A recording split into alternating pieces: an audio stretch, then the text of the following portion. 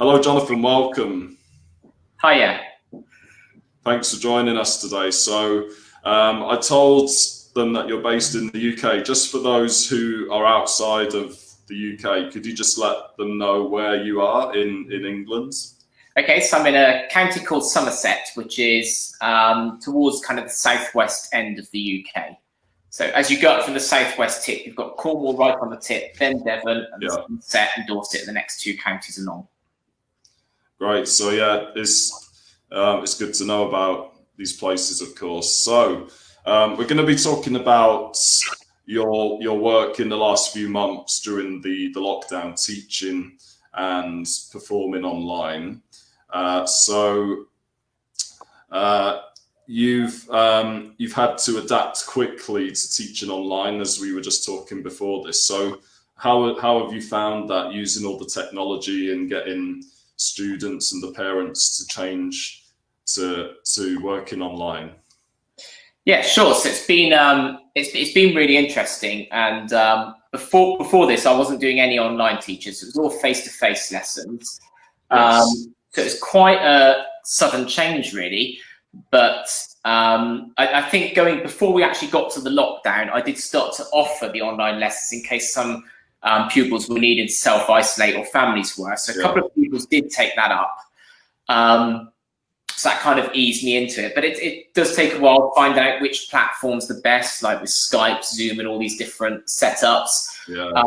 Helping pupils to make sure their camera's in the right place so you can see the piano keys. And I've had a lot of lessons where I've fallen over. You know, they've kind of propped the camera up on a cushion or something, and it's fallen over through. So, you know, all those little technical things. But to be honest, once pupils got the hang of it and got their setup sorted, it does work really well. And it's a good way of just keeping the tradition going, really. It's not the same as face-to-face lessons, but when you're faced with situations like this, it's a good way of just keeping that going and helping them to be able to continue to progress, really, with their lessons. Yeah, because, you know, as I was telling you a few years ago, I started teaching online because I moved away from the UK, and I continued with some students that I had there, as well as taking on new ones in other countries around the world. And at the time, people found it a bit of a strange thing, but it's amazing how quickly everyone's had to change and adapt to doing it online, because you have to, isn't it? So. Yeah, I mean, and I've probably found about 75–80% of my pupils have carried on with the online lessons. Some were a little bit nervous of it at first, but what I said to them all is, look, if you want to, we could just do a 5-minute, you know, taster thing first, get the camera set up, just have a chat, make sure it's work. You can play a little bit. And, you know, once they'd all had a go, they were fine. But some of them initially were a bit nervous about kind of, you know, having a camera set up and playing. But they soon get used to it, and it works really well. Yeah, it's great. And you've also been performing online. So you do that on Facebook on your page. Is that right? Yeah, that's right. So, you know, again, right at the beginning of the lockdown, I really kind of felt I wanted, if possible, to be able to keep providing live music for people. And I was thinking of various ways of doing it, and settled upon using Facebook Live and using my page.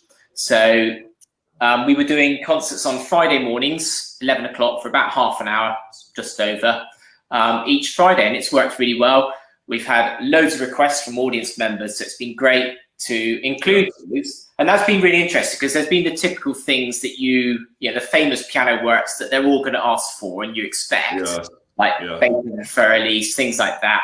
But then I've had some really interesting requests.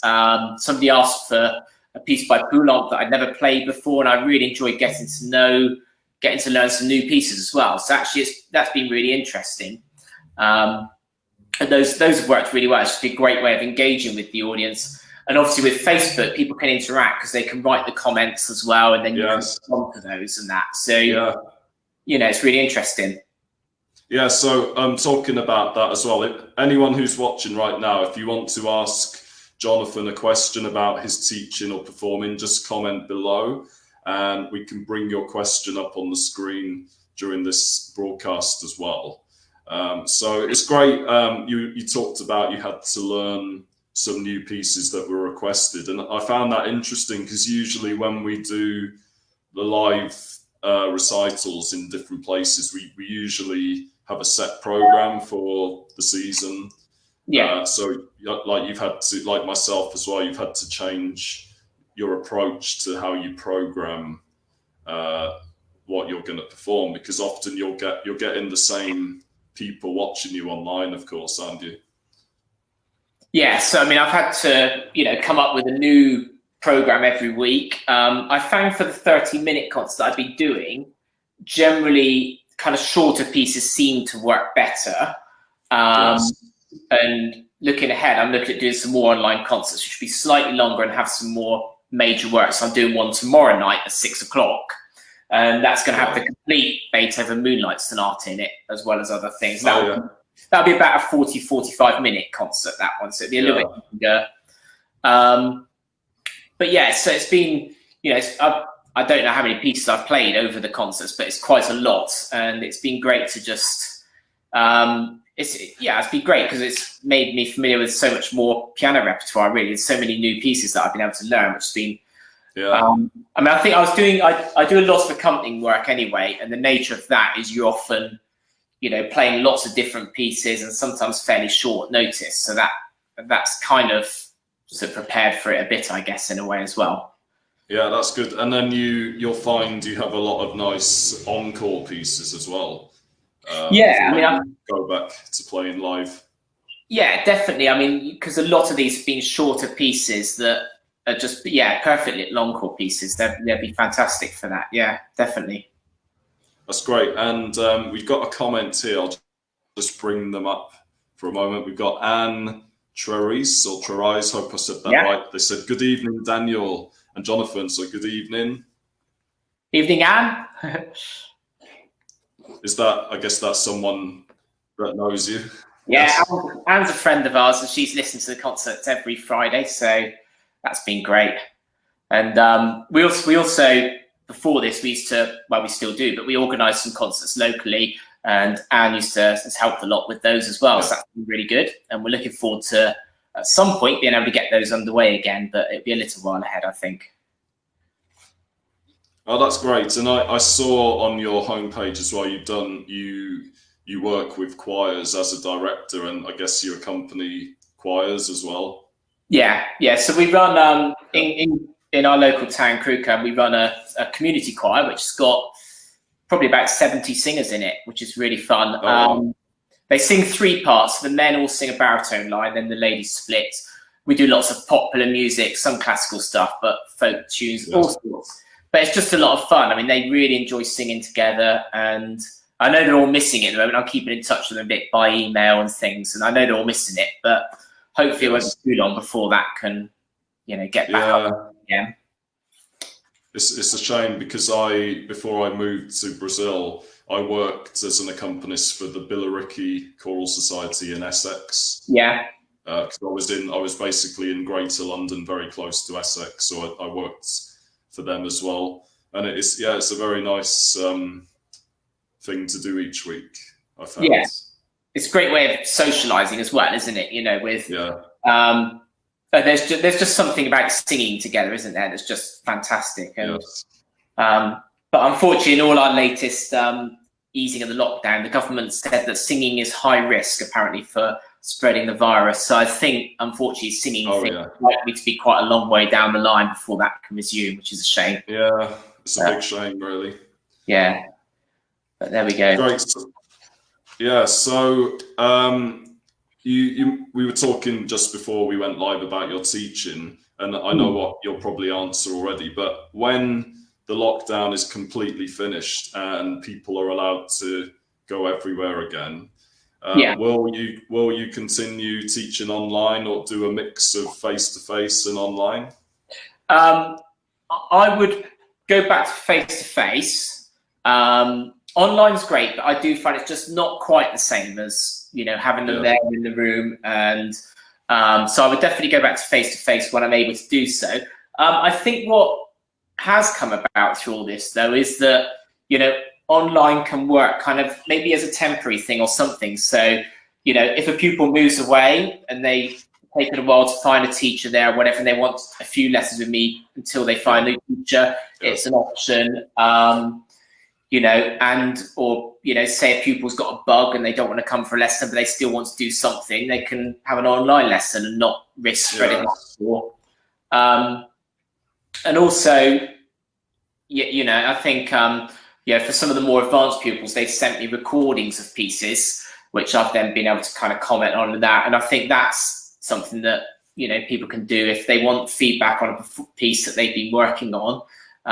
Send a recording of it over, then you can either do a video tuition thing feedback or an email with some points and that. And that's just a good way of just helping out perhaps more advanced pupils where they can teach themselves quite a lot, but maybe need a few ideas and comments, you know.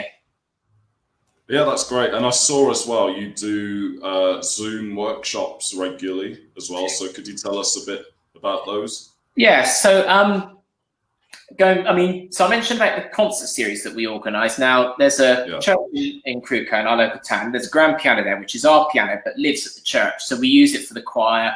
We use it for concerts and all sorts of things. And one of the things I've done there is various workshops. So not being able to do those at the venue, I've started offering those using Zoom. So we're doing, I've got one more to go, 3 Ask the Piano Teachers, where I generally take 4 questions, about a quarter of an hour on each question, and people just ask anything they want. So if it's about a particular section of a piece of music they want help with, or a more general question, and the idea is everybody can learn a bit from each other. I did a workshop on getting the most from your piano practice. Did one this last week on Tuesday on improvisation,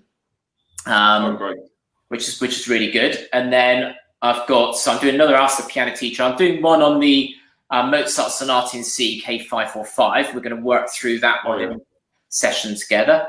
Got a feeling there's one more, and I can't remember quite what it is at the moment. Might be one on sight reading, because that's one that I've done before as well. So.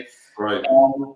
But that's a group of adult pupils, you know, and just, you know, it's generally more me demonstrating the piano and then watching, but they interact by asking questions and giving comments at the same time as well. So that's worked really well. That's great. And is that open to anyone who comes to your website, really? Yeah, anybody can join on those. So I've had, you know, I'd say probably the ones I've done is about 50-50, 50% my own pupils, adult pupils, and then 50% other piano learners who want to come along and see what they can learn from it, really. So that's been really good. Yeah, that's great. And, you know, it's obviously that might have some good potential for going down the line as well. Yeah, I think that's something which I think does work well and could continue after the lockdown. It's all eases, you know, that doing the Zoom sessions does actually work really well, and I think that's something I may well continue with, actually. Yeah, why not? It's great. Okay, so you're going to play a short piece for us now. So if I just bring you up onto full screen, can you just tell us about what you're going to play? Yeah. Okay. So one of my particular loves is English piano music, and there's so much English music out there that's perhaps, you know, not unknown, but perhaps not particularly familiar with people. And it was nice with the concerts I've done to explore some of that. And for VE Day, we actually did a concert that was all English piano repertoire. So I'm going to play a little short piece by Hubert Parry. It's from a collection called the Schulbreder piece. It's a very beautiful piece called Elizabeth. It's not very long, but a lovely, lovely melody. Okay.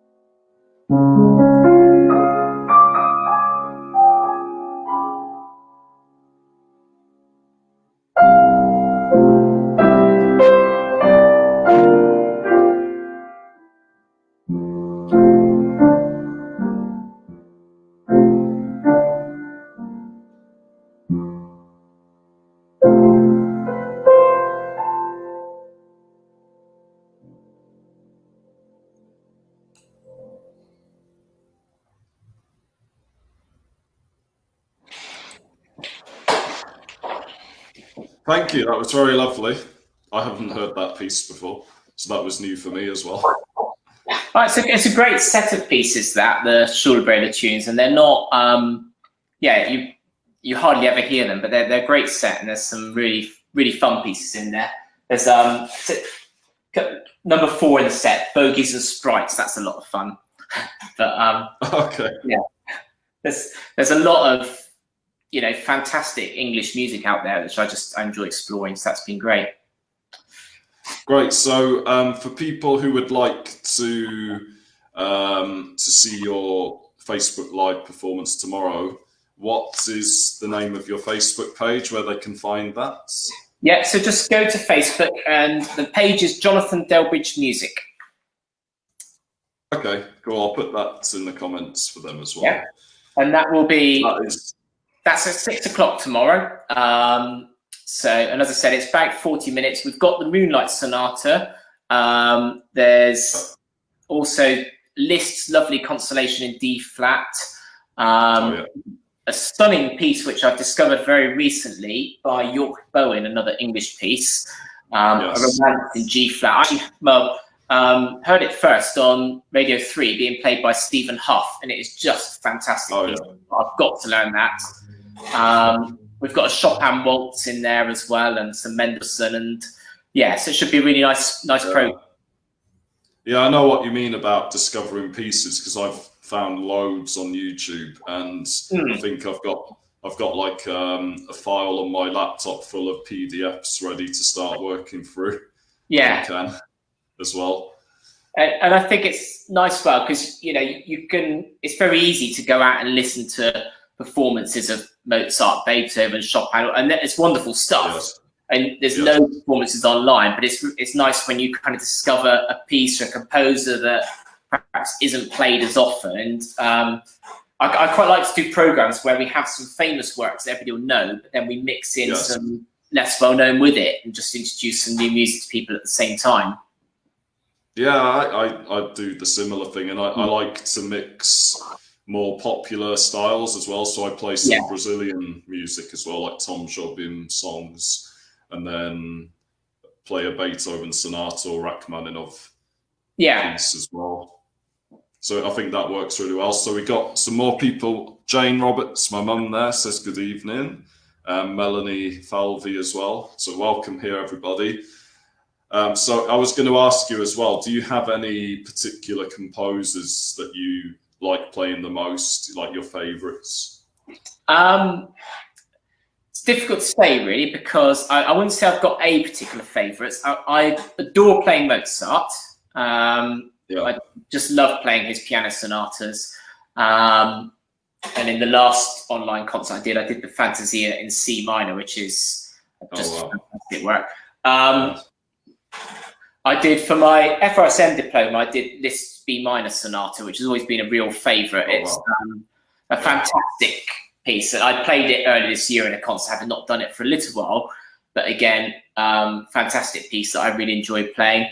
But then, like the Parry, I've enjoyed exploring some English stuff, John Ireland, York Bowen, that kind of thing.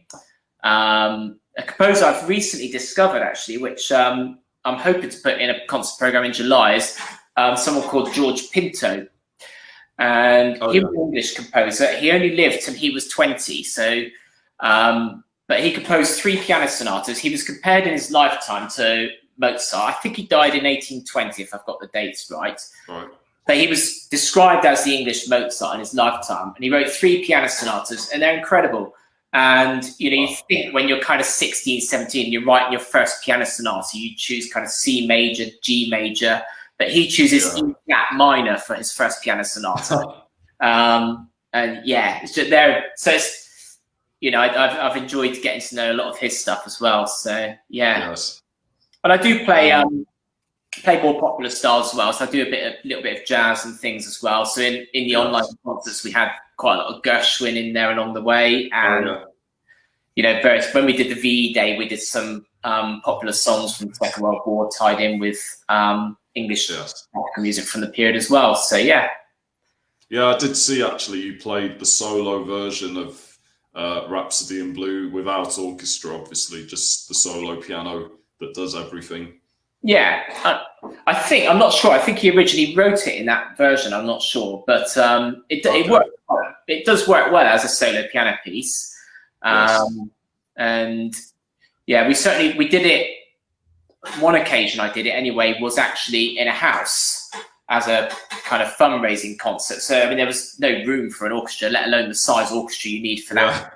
But the whole program was Gershwin, and I wanted a fairly major work to kind of put in the middle. So that seemed the obvious thing to do. That's great. So, good. So I was looking at your upcoming events and jumping far ahead to January next year. You're going to give some performances of Shostakovich's second concerto. Is that right? Yes. Yeah, that's with a local orchestra. So I'm looking forward to that. Yeah, I've not done that. I've looked at that quite a bit before, but not actually done it with an orchestra before. So I'm looking forward to having an opportunity to play that. That would be great fun. Yeah, and I found actually this time is also good for learning those big pieces that you've always wanted to work on, isn't it? Yeah, I mean, you know, I've definitely got a little bit more time in the day to be able to do things like that and tackle some of these pieces that I know I'm going to be performing in a few months' time down the line and start to get them under the fingers, really. Yeah. Good. And for that performance and other ones you plan, are you going to mix the live stream element with a live audience as well? Possibly. Certainly something I'm thinking about. I guess, I mean, the typical practical thing is it depends on whether there's mobile signal or Wi-Fi, you know, and our local village church, the organ was rebuilt just before the lockdown. And so I think it'd be lovely to live stream from there and show them the organ out. But unfortunately, there's no internet and the mobile signal's awful. But But, you know, definitely, I think it's a way of just sharing those live concerts with people. And I think also the other thing is which I have done before, but I may do more of, is almost use live stream a bit before a concert to kind of give people a little taster of some of what's going to come in the concert. So maybe just talk about the program, why I've chosen the pieces, maybe even describe a little bit some of the rehearsal process and preparing for the concert and play a few bits from the pieces there, you know, just to give them a bit of a preview of what's coming. Yeah, I found that works well. Also, if you're in the local area of where you're playing, and if the app, like another app I use is Periscope, and you can turn on the location so people there will find the broadcast. So it's good for that as well if you want to encourage more. To come along. Yeah, I think it's you know, I think offering that kind of you know, that kind of preview and things on Facebook Live is a great way of just getting that little bit more publicity really for events and that. Yeah, it's great. And we're also looking, one of the things with organising the concert series, we tend to involve young musicians in those, and unfortunately we've had to cancel concerts with them, so I'm hoping to be able to do some online concerts with them.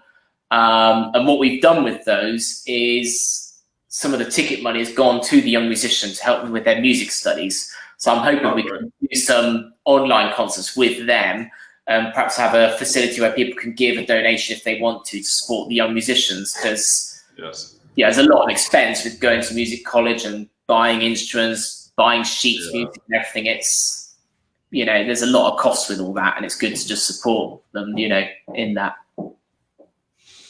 That's great. Well, I've just got one more question, really. What are your future plans for teaching and performing and workshops? So I've already mentioned about the concert tomorrow.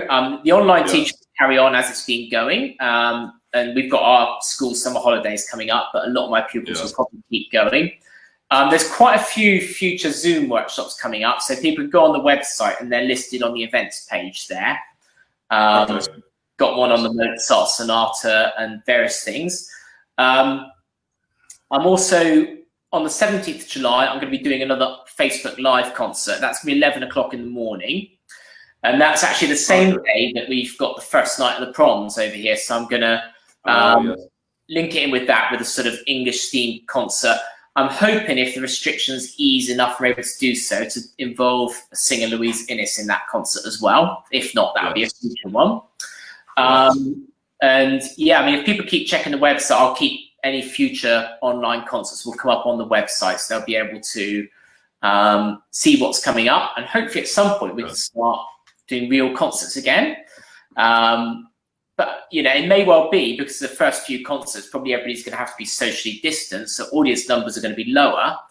So it may well be that then broadcasting it online as well means those that can't actually get into the audience are still able to enjoy the music that way. So I'd imagine this will be something that carries on in that format. Yeah, because it's a big problem for the large venues, of course, who needs the sales for people to fill the hall.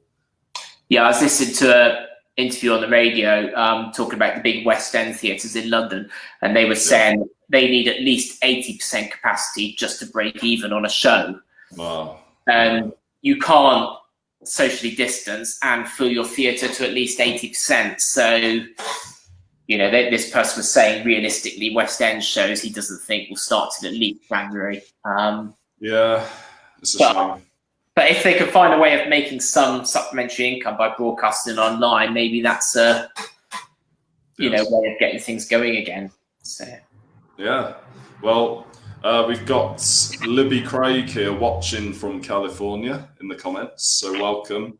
So thank you, Jonathan, and everybody who's watching. If you go to the comments that's pinned at the top of the comments, you can find Jonathan's website there. Go and check out what he's doing with Zoom on the events page, and it has up-to-date information about all his upcoming Facebook live streams as well. So thanks very much, Jonathan. It's been nice to chat today. Thanks for having me. Great. Thank you, everybody watching here, and everybody watching on the replay. Thanks for joining, and see you in the next live stream very soon.